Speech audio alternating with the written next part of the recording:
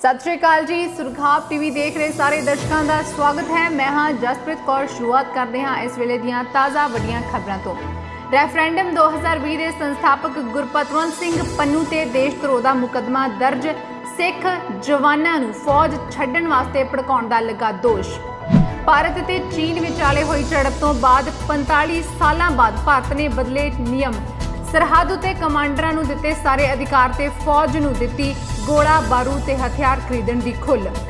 साबका प्रधानमंत्री डॉक्टर मनमोहन सिंह ने चीन ते भारत विचाले हुई झड़प नूं लैके तोड़ी चुप्पी। चीनी फौजी हमले संबंधी मोदी नूं कीते तिखे सवाल।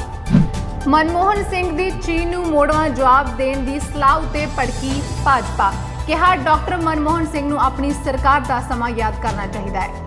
कैप्टन सरकार दी नवीं उलीकी योजना दे नाल पंजाब दे 5 लाख बेरोजगारां नूं मिलेगा रोजगार। श्रोमणी कमेटी के प्रधान भाई गोबिंद सिंह लौंगोवाल वालों अफगानिस्तान विच गुरुद्वारा साहिब के सेवादार नूं अगवा करन दी कीती गई सख्त शब्दां दे विच निंदा। पेट्रोल ते डीजल दीयां कीमतां चढ़ियां आसमानी। 16वें दिन भी पेट्रोल डीजल दीयां कीमतां दे विच वाधा दर्ज किया गया। दस्सांगे अज दीयां नवीआं वधियां कीमतां दे बारे। हुण जाणदे हां खबरां विस्तार दे नाल। रैफरेंडम 2020 का संस्थापक गुरपतवंत सिंह पन्नू अक्सर ही देश विरोधी गतिविधियां नूं लैके सामने आउंदा है। हमेशा किसी ना किसी मुद्दे ते सिखां नूं भड़काउण वाले पन्नू ने हुण सिख फौजियां नूं भड़काउण दी कोशिश की है, जिस नूं लैके उस उत्ते मोहाली पुलिस ने देशद्रोह ते भारतीय फौज के जवानों नूं उन्हां दे देश विरुद्ध भड़काउण वास्ते मुकदमा दर्ज किया है। केस दर्ज करन दी प्रक्रिया सदर थाणा कुराली विच होई है। प्राप्त जानकारी के अनुसार पुलिस नूं प्री रिकॉर्डिंग मैसेज मिलिया है। इस विच पन्नू भारतीय फौज विच काम कर रहे सिख फौजियां नूं भड़का रहा है। संदेश विच उसने सिख सैनिकां नूं कहा है कि 1947 तो लैके हुण तक सिखां दा कतलेआम किया जा रहा है ते अजिही स्थिति विच उन्हां नूं अपनी जान इस देश के प्रति नहीं गवाउणी चाहिदी। उसने उन्हां नूं भारतीय हथियारबंद सेना छड्डण वास्ते कहा। पन्नू ने सिख सैनिकां नूं इथों तक लालच दिता कि उन्हां नूं भारतीय सेना विच मिलण वाली तनख्वाह दे नालों 5000 रुपए होर ज़्यादा दिते जाणगे। पन्नू वल्लों भेजे उस पत्र की भी काफ़ी चर्चा है, जिस विच लद्दाख च अंतरराष्ट्रीय सरहद उत्ते चीन खिलाफ भारत वल्लों कीती गई कार्रवाई की निंदा की है। ਇਹਦੇ ਨਾਲ ही सिक्स फॉर जस्टिस ਵੱਲੋਂ शहीद फौजियों प्रति हमदर्दी भी जाहिर की गई है। IG रोपड़ रेंज अमित प्रसाद ने पन्नू के खिलाफ भारतीय सैनिकों को भड़काउण के दोष हेठ देशद्रोह का केस दर्ज करने की पुष्टि की है तो उन्होंने कहा है कि देश के लोगों को पन्नू वालों किए जा रहे नकारात्मक एजेंडे विरुद्ध लड़न वास्ते अगे आना चाहिए है। 15 ते 16 जून की दरमियानी रात नूं पूर्वी लद्दाख की गलवान घाटी में भारत ते चीनी फौजां दे विचाले हिंसक झड़प हुई ते इस झड़प दे विच भारतीय फौज के 20 जवान शहीद हो गए। दस्सणयोग है कि 1975 तो बाद पहली बार है जदों LAC उत्ते कोई जवान शहीद होया होवे।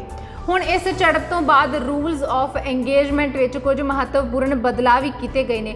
झड़प के बाद हुण असल कंट्रोल रेखा के उत्ते तैनात कमांडर्स नूं पूरी छूट दे दी गई है तां जो उस स्थिति नूं रणनीतिक पद्धर उत्ते संभाल सकण। सीनियर अधिकारी के मुताबिक कमांडर हुण हथियारां नूं लैके पाबंदियां हेठ नहीं होणगे ते उन्हां नूं इसका जवाब देण दा पूरा अधिकार होवेगा। ਉਹ असाधारण स्थितियों के नाल नजिठण दे लई सारे स्रोतां की वरतों करनगे। 45 साल बाद गलवान वादी विच भारत चीनी फौजां विचाले हुई इस हिंसक झड़प तो बाद ROI विच सोध की गई है। उधर प्रधानमंत्री नरेंद्र मोदी ने भारत ते चीन विवाद नूं लैके शुक्रवार नूं सर्वदलीय बैठक बुलाई सी। इस बैठक के दौरान उन्होंने कहा सी कि सरहद उत्ते सेना नूं जरूरी कदम चुकण की आज़ादी दे दी गई है। भारत ने कूटनीतिक तरीकों के राही चीन नूं अपनी स्थिति दसी सी ते एक होर अधिकारी के मुताबिक ROI 100 तो बाद कुछ भी ऐसा नहीं आ जो भारतीय फौज के कमांडरां की समर्था नूं सीमित करे। हुण ਉਹ LAC उत्ते जरूरी कार्रवाई कर सकते हैं। भारत चीन सरहदी विवाद के दरमियान केंद्र सरकार ने फौज की ताकत वधाउण का भी फैसला लिया है। सरकार ने तिन्नां फौजां नूं हथियार ते गोला बारूद खरीदण दे वास्ते 500 करोड़ रुपए तक की तुरंत खरीद की मंजूरी दे दी है। फौज के तिन्ने अंगां विच जल सेना, थल सेना ते हवाई सेना शामिल है। सरकार ने एक ही विक्रेता तो जरूरी हथियार ते उपकरण खरीदण की विशेष छूट दे के ਖਰੀਦ ਵਿੱਚ ਹੋਣ ਵਾਲੀ ਦੇਰੀ ਨੂੰ ਘਟਾਇਆ ਹੈ। ਵਿਸ਼ੇਸ਼ ਵਿੱਤੀ ਸ਼ਕਤੀਆਂ ਬਲਾਂ ਨੂੰ LAC ਉੱਤੇ ਆਪਣੀਆਂ ਅਭਿਮਾਨ ਤਿਆਰੀਆਂ ਵਧਾਉਣ ਦੇ ਲਈ ਬਹੁਤ ਘੱਟ ਸਮੇਂ ਵਿੱਚ ਹਥਿਆਰ ਖਰੀਦਣ ਵਾਸਤੇ ਆਗਿਆ ਦੇ ਦਿੱਤੀ ਗਈ ਹੈ। ਇਸ ਤੋਂ ਪਹਿਲਾਂ ਸਰਕਾਰ ਭਾਰਤੀ ਫੌਜ ਨੂੰ LAC ਉੱਤੇ ਚੀਨ ਦੀ ਕਿਸੇ ਵੀ ਕਰਤੂਤ ਦਾ ਜਵਾਬ ਦੇਣ ਵਾਸਤੇ ਫਾਇਰਿੰਗ ਦੀ ਜਿਹੜੀ ਖੁੱਲੀ ਛੋਟ ਆ ਉਹ ਦੇ ਦਿੱਤੀ ਗਈ ਹੈ। ਹੁਣ ਫੌਜ ਨੂੰ ਸਰਹੱਦ ਉੱਤੇ ਚੀਨ ਦੇ ਨਾਲ ਨਜਿੱਠਣ ਵਾਸਤੇ ਹਥਿਆਰ ਚਲਾਉਣ ਉੱਤੇ ਗੋਲਾਬਾਰੀ ਕਰਨ ਦੀ ਛੋਟ ਵੀ ਦੇ ਦਿੱਤੀ ਗਈ ਹੈ। ਹਾਲਾਂਕਿ ਇਹ ਸਪਸ਼ਟ ਨਹੀਂ ਹੈ ਕਿ ਚੀਨ ਦੇ ਨਾਲ ਹੋਈਆਂ ਸੰਧੀਆਂ ਨੂੰ ਤੋੜ ਦਿੱਤਾ ਗਿਆ ਹੈ ਜਾਂ ਫਿਰ ਨਹੀਂ।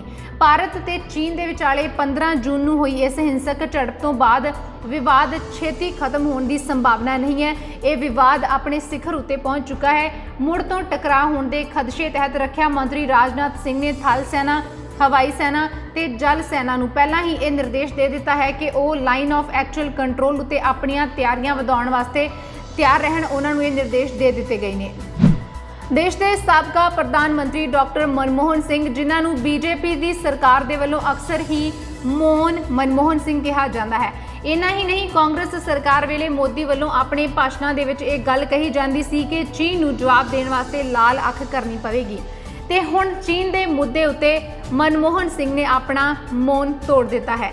ਮੋਦੀ ਨੂੰ ਕਰਾਰਾ ਜਵਾਬ ਵੀ ਦਿੱਤਾ ਹੈ। ਦਰਅਸਲ ਮਨਮੋਹਨ ਸਿੰਘ ਨੇ ਲਦਾਖ ਵਿੱਚ ਚੀਨ ਦੇ ਨਾਲ ਹੋਏ ਡੈਡਲੌਕ ਬਾਰੇ ਪ੍ਰਧਾਨ ਮੰਤਰੀ ਮੋਦੀ ਦੇ ਤਾਜ਼ਾ ਬਿਆਨ ਦੀ ਆਲੋਚਨਾ ਕੀਤੀ ਹੈ। ਉਹਨਾਂ ਕਿਹਾ ਹੈ ਕਿ ਮੋਦੀ ਨੂੰ ਆਪਣੇ ਬਿਆਨ ਦੇ ਨਾਲ ਚੀਨ ਦੇ ਸਾਜ਼ਿਸ਼ਵਾਦੀ ਰੁਖ ਨੂੰ ਤਾਕਤ ਨਹੀਂ ਦੇਣੀ ਚਾਹੀਦੀ।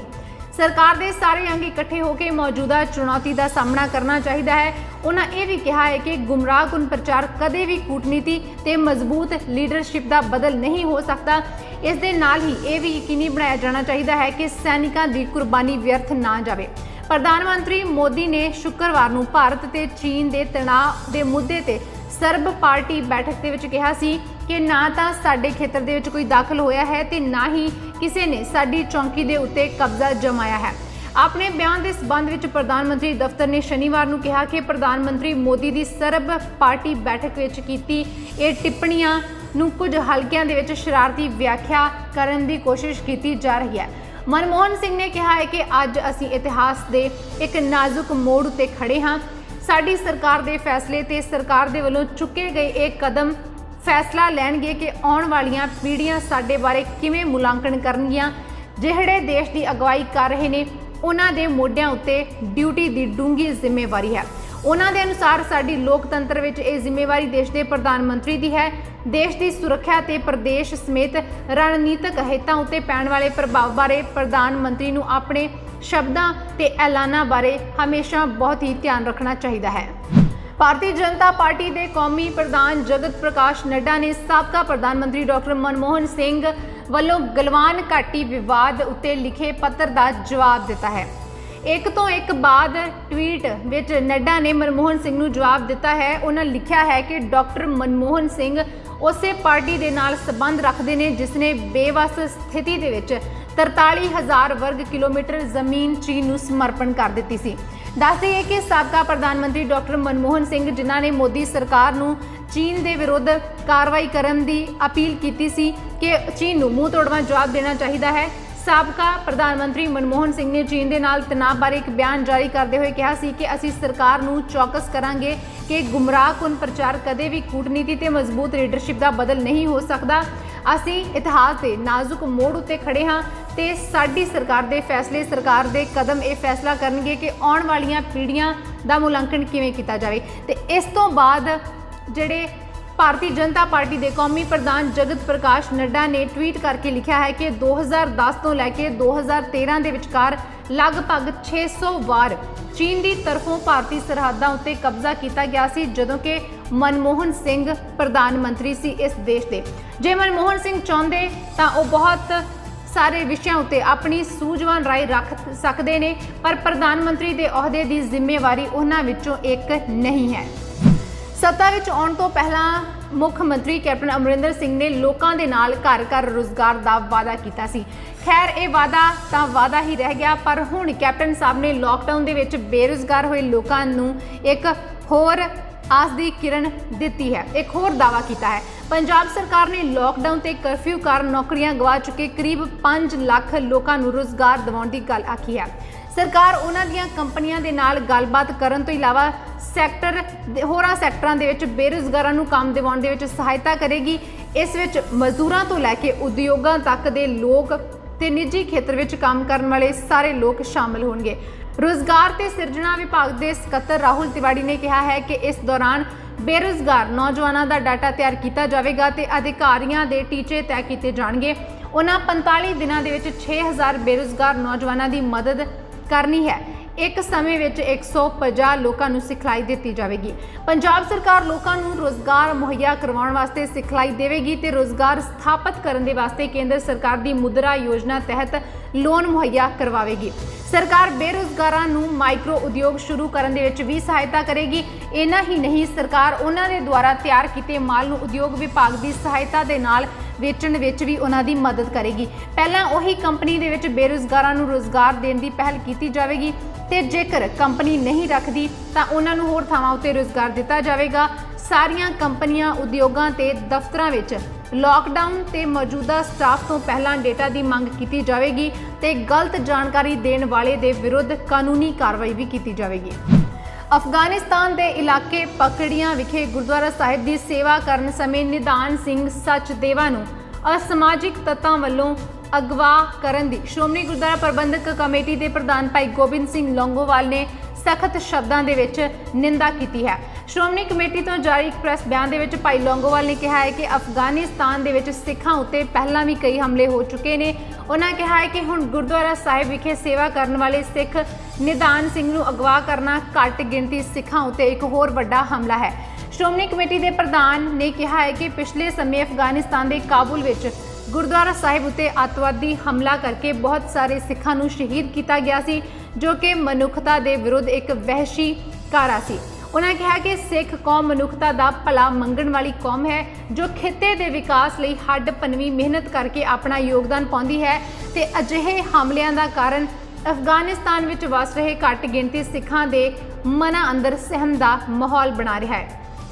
ਭਾਈ ਲੌਂਗੋਵਾਲ ਨੇ ਸਰਕਾਰ ਦੇ ਕੋਲੋਂ ਮੰਗ ਕੀਤੀ ਹੈ ਕਿ ਉਹ ਅਫਗਾਨਿਸਤਾਨ ਦੀ ਸਰਕਾਰ ਦੇ ਨਾਲ ਗੱਲਬਾਤ ਕਰਕੇ ਉੱਥੋਂ ਦੇ ਸਿੱਖਾਂ ਦੀ ਜਾਨ ਤੇ ਮਾਲ ਦੀ ਸੁਰੱਖਿਆ ਨੂੰ ਯਕੀਨੀ ਬਣਾਵੇ।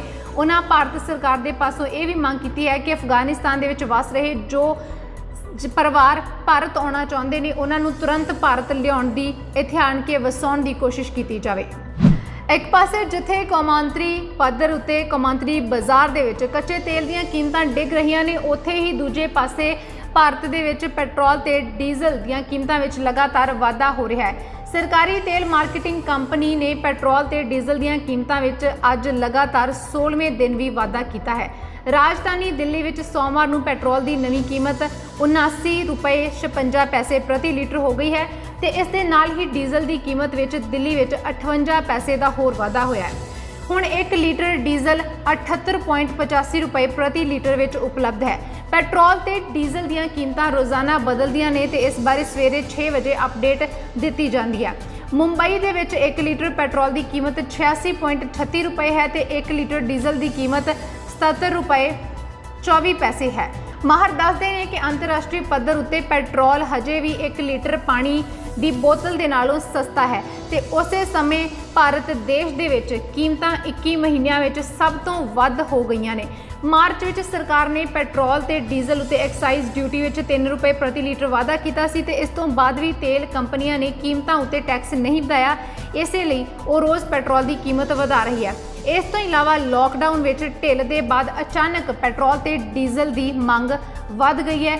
ਰੁਪਏ ਦੀ ਗਿਰਾਵਟ ਕਾਰਨ ਤੇਲ ਕੰਪਨੀਆਂ ਵਿੱਚ ਚਿੰਤਾ ਵੀ ਵਧੀ ਹੈ ਤੇ ਤਾਲਾਬੰਦੀ ਦੇ ਦੌਰਾਨ ਤੇਲ ਕੰਪਨੀਆਂ ਨੂੰ ਘਾਟਾ ਵੀ ਝੱਲਣਾ ਪਿਆ ਹੈ ਤੇ ਹੁਣ ਇਹਦੀ ਭਰਪਾਈ ਕਰਨ ਦੇ ਵਾਸਤੇ ਕੰਪਨੀਆਂ ਪੈਟਰੋਲ ਤੇ ਡੀਜ਼ਲ ਨੂੰ ਮਹਿੰਗਾ ਕਰ ਰਹੀਆਂ ਨੇ, ਇਹਦੇ ਭਾਅ ਵਧਾ ਰਹੀਆਂ ਨੇ। ਕੋਰੋਨਾ ਮਹਾਮਾਰੀ ਦਾ ਪ੍ਰਸਾਰ ਲਗਾਤਾਰ ਜਾਰੀ ਹੈ। ਕੇਂਦਰੀ ਸਿਹਤ ਮੰਤਰਾਲੇ ਦੇ ਅੰਕੜਿਆਂ ਅਨੁਸਾਰ ਐਤਵਾਰ ਨੂੰ ਸਭ ਤੋਂ ਵੱਧ 15,413 ਨਵੇਂ ਕੇਸਾਂ ਦੇ ਨਾਲ ਪ੍ਰਭਾਵਿਤ ਮਰੀਜ਼ਾਂ ਦੀ ਗਿਣਤੀ 4 ਲੱਖ ਦੇ ਅੰਕੜੇ ਨੂੰ ਪਾਰ ਕਰ ਗਈ ਹੈ, ਜਦੋਂ ਕਿ 306 ਦੇ ਕਰੀਬ ਹੋਈਆਂ ਨਵੀਆਂ ਮੌਤਾਂ ਦੇ ਨਾਲ ਮਰਨ ਵਾਲਿਆਂ ਦੀ ਗਿਣਤੀ ਵੱਧ ਕੇ 13,717 ਹੋ ਗਈ ਹੈ।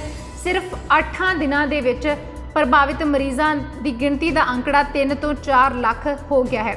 देश ਵਿੱਚ 12 ਜੂਨ ਨੂੰ ਮਰੀਜ਼ਾਂ ਦੀ ਗਿਣਤੀ 3 ਲੱਖ ਸੀ, ਜੋ ਕਿ 20 ਜੂਨ ਨੂੰ ਵੱਧ ਕੇ 4 ਲੱਖ ਹੋ ਗਈ ਹੈ ਤੇ ਪੂਰੇ ਦੇਸ਼ ਦੇ ਵਿੱਚ ਪ੍ਰਭਾਵਿਤ ਮਰੀਜ਼ਾਂ ਦੀ ਗਿਣਤੀ 4,27,046 ਹੋ ਗਈ ਹੈ।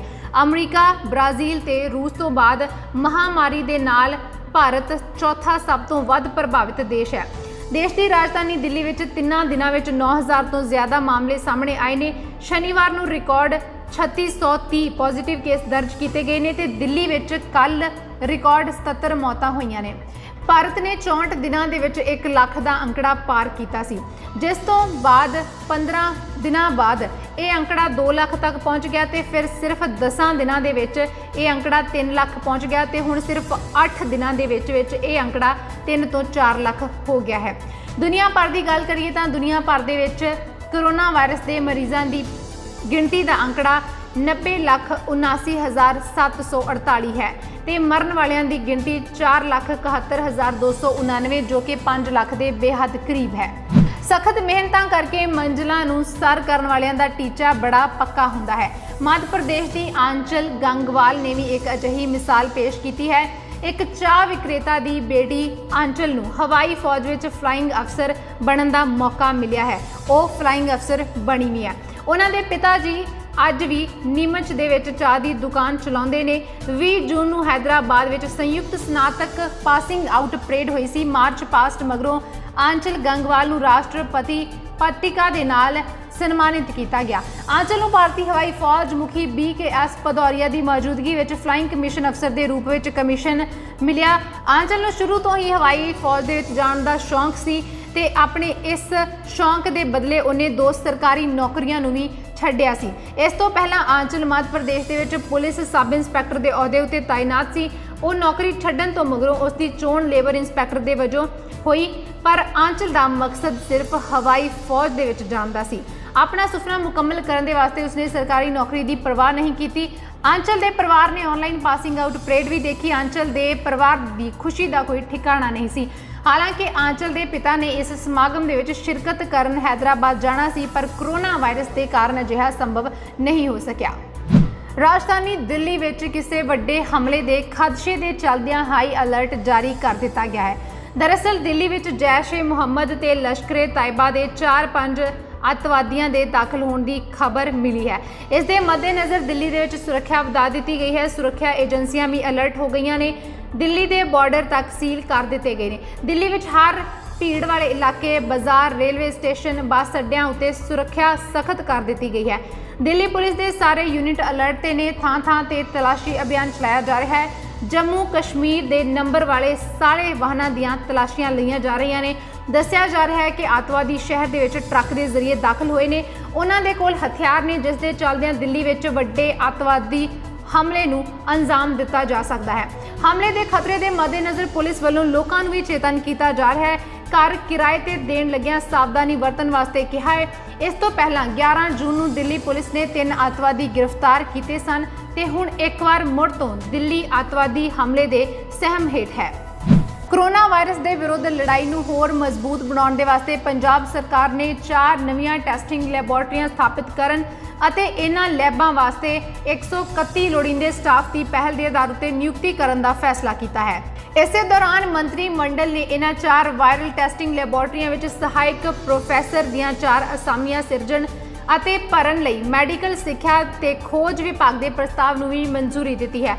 ਅੱਜ ਮੁੱਖ ਮੰਤਰੀ ਕੈਪਟਨ ਅਮਰਿੰਦਰ ਸਿੰਘ ਦੀ ਅਗਵਾਈ ਵਿੱਚ ਹੋਈ ਮੰਤਰੀ ਮੰਡਲ ਦੀ ਮੀਟਿੰਗ ਦੌਰਾਨ ਲੁਧਿਆਣਾ, ਜਲੰਧਰ ਤੇ ਮੋਹਾਲੀ ਦੇ ਵਿੱਚ 4 ਟੈਸਟਿੰਗ ਲੈਬੋਰੇਟਰੀਆਂ ਦੀ ਸਥਾਪਨਾ ਨੂੰ ਹਰੀ ਝੰਡੀ ਦੇ ਦਿੱਤੀ ਗਈ ਹੈ, ਜਿਸ ਨਾਲ ਪ੍ਰਤੀ ਦਿਨ 13,000 ਟੈਸਟ ਕਰਨ ਦੀ ਸਮਰੱਥਾ ਹੋ ਜਾਵੇਗੀ। ਇਸ ਵੇਲੇ ਪਟਿਆਲਾ, ਅੰਮ੍ਰਿਤਸਰ ਤੇ ਫਰੀਦਕੋਟ ਦੇ ਮੈਡੀਕਲ ਕਾਲਜਾਂ ਦੇ ਵਿੱਚ ਪ੍ਰਤੀ ਦਿਨ 9,000 ਟੈਸਟ ਕਰਨ ਦੀ ਸਮਰੱਥਾ ਹੈ। ਇਹ 4 ਲੈਬੋਰੇਟਰੀਆਂ Shri Guru Angad Dev veterinary and animal sciences Ludhiana, Punjab state forensic sciences laboratory Mohali, northern regional disease diagnostic laboratory Jalandhar ਤੇ ਪੰਜਾਬ ਬਾਇਓਟੈਕਨੋਲੋਜੀ ਇਨਕਿਊਬੇਟਰ ਮੋਹਾਲੀ ਵਿਖੇ ਸਥਾਪਿਤ ਹੋਣਗੀਆਂ। ਇੱਕ ਸਰਕਾਰੀ ਬੁਲਾਰੇ ਨੇ ਦੱਸਿਆ ਹੈ ਕਿ ਇਹ ਸਾਰੀਆਂ ਨਿਯੁਕਤੀਆਂ Baba Farid university of health sciences Faridkot ਵੱਲੋਂ ਆਊਟਸੋਰਸਿੰਗ ਜ਼ਰੀਏ ਭਰੀਆਂ ਜਾਣਗੀਆਂ। 131 ਸਟਾਫ ਮੈਂਬਰਾਂ ਦੀ ਨਿਯੁਕਤੀ ਦੇ ਨਾਲ ਪ੍ਰਤੀ ਮਹੀਨਾ 17.46 ਲੱਖ ਰੁਪਏ, ਜਦਕਿ ਐਡਹੌਕ ਸਹਾਇਕ ਪ੍ਰੋਫੈਸਰਾਂ ਦੀਆਂ ਅਸਾਮੀਆਂ ਵਿਰੁੱਧ ਪ੍ਰਤੀ ਮਹੀਨਾ 3.6 ਲੱਖ ਦਾ ਖਰਚਾ ਆਵੇਗਾ, ਜੋ ਕਿ ਸੂਬਾਈ ਆਫਤ ਪ੍ਰਬੰਧਨ ਫੰਡ ਦੇ ਵਿੱਚੋਂ ਦਿੱਤਾ ਜਾਵੇਗਾ। ਇਹਨਾਂ 131 ਸਟਾਫ ਮੈਂਬਰਾਂ ਵਿੱਚ research scientist, non medical, lab technician, data entry operator, lab attendant ਤੇ ਸਵੀਪਰ ਦੀਆਂ ਅਸਾਮੀਆਂ ਵੀ ਸ਼ਾਮਲ ਨੇ। ਇੱਕ ਹੋਰ ਫੈਸਲੇ ਦੇ ਵਿੱਚ ਮੰਤਰੀ ਮੰਡਲ ਨੇ ਪਟਿਆਲਾ ਤੇ ਅੰਮ੍ਰਿਤਸਰ ਦੇ ਸਰਕਾਰੀ ਮੈਡੀਕਲ ਕਾਲਜ, ਪਟਿਆਲਾ ਤੇ ਅੰਮ੍ਰਿਤਸਰ ਦੇ ਸਰਕਾਰੀ ਡੈਂਟਲ ਕਾਲਜ ਅਤੇ ਪਟਿਆਲਾ ਦੇ ਆਯੁਰਵੈਦਿਕ ਕਾਲਜ ਦੇ ਵਿੱਚ ਸੇਵਾਵਾਂ ਨਿਭਾ ਰਹੀ ਟੀਚਿੰਗ ਫੈਕਲਟੀ ਦੀ ਸੇਵਾ ਮੁਕਤੀ ਦੀ 62 ਸਾਲ ਦੀ ਉਮਰ ਪੂਰੀ ਹੋਣ ਉਪਰੰਤ ਪੁਨਰ ਨਿਯੁਕਤੀ ਨੂੰ ਪ੍ਰਵਾਨਗੀ ਵੀ ਦੇ ਦਿੱਤੀ ਹੈ। ਮੈਡੀਕਲ ਤੇ ਆਯੁਰਵੈਦਿਕ ਫੈਕਲਟੀ ਵਾਸਤੇ ਪੁਨਰ ਨਿਯੁਕਤੀ ਦੀ ਉਮਰ 70 ਸਾਲ ਜਦਕਿ ਡੈਂਟਲ ਫੈਕਲਟੀ ਦੇ ਵਾਸਤੇ 65 ਸਾਲ ਕੀਤੀ ਹੈ। ਇਹ ਕਦਮ ਜਿੱਥੇ ਮੈਡੀਕਲ, ਡੈਂਟਲ ਤੇ ਆਯੁਰਵੈਦਿਕ ਦੀ ਟੀਚਿੰਗ ਫੈਕਲਟੀ ਦੀ ਕਮੀ ਨੂੰ ਦੂਰ ਕਰਨ ਦੇ ਵਿੱਚ ਸਹਾਈ ਹੋਵੇਗਾ, ਉੱਥੇ ਹੀ medical council of India, dental council of India ਅਤੇ central council of India medicine ਦੇ ਨਿਯਮਾਂ ਤਹਿਤ ਪੀਜੀ ਕੋਰਸ ਦੀਆਂ ਸੀਟਾਂ ਜਿਉਂ ਦੀਆਂ ਤਿਉਂ ਰੱਖਣ ਦੇ ਵਿੱਚ ਵੀ ਮਦਦਗਾਰ ਸਿੱਧ ਹੋਵੇਗਾ। ਅੱਜ ਦੀਆਂ ਖਬਰਾਂ ਦੇ ਵਿੱਚ ਇੰਨਾ ਹੀ। ਕੱਲ ਦੁਬਾਰਾ ਮਿਲਾਂਗੇ, ਤਦ ਤੱਕ ਦੇ ਲਈ ਧੰਨਵਾਦ।